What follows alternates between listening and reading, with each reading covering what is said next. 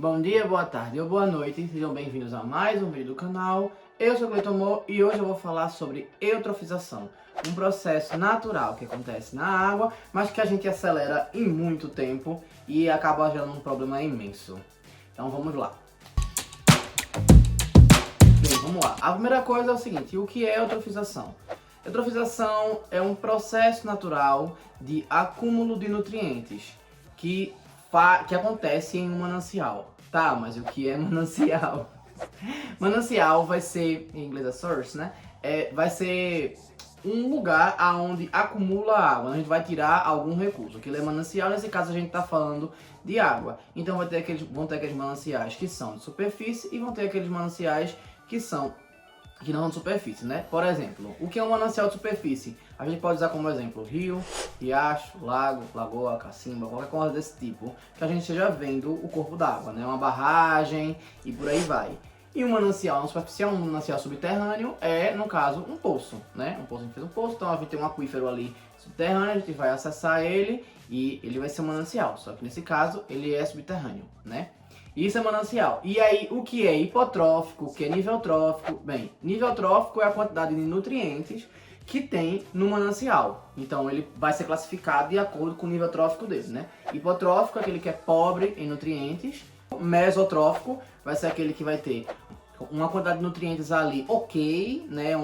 Uma coisa ali, tá, beleza, é ok. Existem alguns cálculos que classificam isso, tá? Deixa eu terminar de falar, explicar que eu vou dizer como é que classifica. E vai ter aquele que é o hipertrófico, que é o maior de todos, que vai ser muito rico em nutrientes. Ah, isso é uma coisa boa?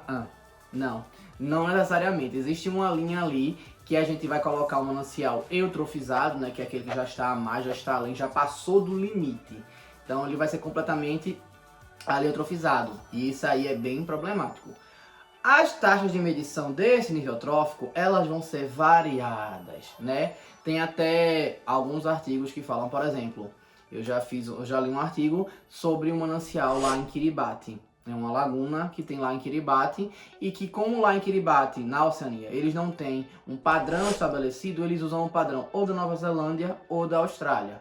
E aí são parâmetros que eles usam como para identificar o nível trófico. Alguns levam em consideração apenas a quantidade de nitrogênio, outros a quantidade de nitrogênio, de fósforo, alguns sobre espécies de animais, né? Por exemplo, se eu tenho muitos dípteros e alguma coisa tipo assim, específicos, que são quando o manancial ele já está ficando podre, né? Que ele começa a aparecer ali. Então, quanto mais eu tiver isso, mais para lá o nível trófico vai estar. Isso também vale para algumas espécies de plantas e por aí vai. Também tem questão de micro-organismos, alguns só de bactérias como coliformes totais, enfim, várias outras coisas é que classificam o manancial, que podem ser usados para classificar o manancial. Alguns pegam vários parâmetros, outros pegam um grupo de parâmetros e outros classificam como como é que diz? Como um parâmetro só, às vezes por questão de objeto de estudo, né? Aquele ali é o meu... Como é que eu posso falar sem falar analito, né? É aquela minha meta de estudo ali, aquela minha comparação. Então, pode ser feito dessa forma. E, como eu já falei vários exemplos aqui de nível de coisas que são encontradas para usar como referencial, então já podemos supor um pouco de como é que eu vou mudar de um estado hipotrófico para um hipertrófico, né? É o acúmulo de várias coisas. Então, por exemplo, choveu, arrastou, lixiviou o solo, né? Arrastou a camada superficial do solo e levou ali para aquele manancial, lago, lagoa, rio, riacho, ou o que for, barragem, o que for. Arrastou, caiu ali. O que estava naquela terra, ela foi arrastada. O que estava no céu, que a água arrastou, também veio arrastado. E aquilo caiu naquele manancial. E aquilo ali vai mudar a microbiota daquele manancial, né? Seja diluindo só com a chuva, se a chuva for muito forte, tudo mais pode diluir uma parte, ou concentrando em alguns pontos. Por exemplo, arrastou a areia, então eu vou aumentar pelo menos aí a sílica, né, naquele meio. O que é que a sílica vai ajudar? Ela provavelmente vai interferir, ela provavelmente vai agregar outras coisas e vai atrair, como ela vai afundar, ela vai atrair para o fundo aquela carga orgânica. Então pode ser restos de matéria orgânica, tanto de fungos, de micro-organismos, quanto seres maiores, né? Algum pedaço de algum bicho que, enfim, né, tá em detritos, né? Tá só pequenininho e aí foi arrastado. E aí com isso vai aumentar várias coisas, né? A gente aumenta carbono, a gente aumenta nitrogênio, aumenta um monte de coisa. E essas coisas vão servir de alimento para outros micro-organismos, e esses para os micro-organismos, e os micro-organismos vão se desenvolver cada vez mais. Então, cada vez mais que eu trago mais nutrientes, principalmente compostos de nitrogênio, eu vou ter mais alimento para aqueles micro-organismos. Nitrogênio e fósforo normalmente são os mais associados. E aí, quando eu tenho um desenvolvimento muito grande daqueles micro-organismos, a minha água ela vai se tornar turva, ou seja, a luz do sol não vai penetrar bem. E quando ela não penetra bem, seres que fazem fotossíntese não vão conseguir realizar a fotossíntese. E aí, não realizando essa fotossíntese, eles não vão liberar oxigênio para aquele manancial. Não liberando aquele oxigênio para o manancial, vai deixar o manancial pobre em oxigênio. Ou seja, eu gosto de brincar dizendo que vai matar afogado os peixes. Nesse caso, ele não vai ter oxigênio para fazer a troca gasosa e vai morrer asfixiado. Morrendo asfixiado, aquela matéria orgânica vai ser usada para o processo ser retroalimentado, né? Até chegar no ápice e depois voltar, né? Que ele não se sustentar mais e o próprio sol começar a degradar, não ter mais para onde os micro-organismos se desenvolverem e a coisa começar a diluir com a chuva e por aí vai, né? Então ele vai fazer o processo reverso depois. Tanto para ir quanto para voltar, ele demora alguns séculos, muitas vezes, dependendo do manancial, do tamanho, da profundidade e várias coisas. A gente, né, como uma boa raça destruidora, consegue adiantar esse processo para algumas décadas. Tava muito bom, tava meio ruim também, tava ruim. Agora parece que piorou. E como é que a gente adianta? A gente, por exemplo, desmatamento, porque desmatou ali as árvores, então as margens não vão estar mais protegidas, não vai ter a mata ciliar mais, então toda vez que chover vai arrastar um pouco, o que aos poucos vai diminuindo a profundidade do manancial e alargando ele cada vez mais. Aí nesse caso, às vezes até acaba secando também o manancial, né? Dependendo do tipo de desmatamento, enfim. Outras coisas também que a gente faz, esgoto, quando a gente coloca um esgoto, seja ele tratado ou ele não tratado, ele vai contribuir nesse processo trófico. Tá, mas não quer dizer que tratar esgoto é irrelevante? Não, não é. Não entendi nada. Não, não é, de forma alguma. Se a gente coloca o esgoto não tratado no manancial, ele vai acelerar muito o processo de eutrofização. Se a gente não coloca, se a gente coloca um esgoto tratado, esse processo já não vai ser tão absurdamente acelerado. Não existe impacto zero, né? 0% e 100% não existem, eles só são usados para efeitos de cálculos apenas, mas eles não existem na vida real.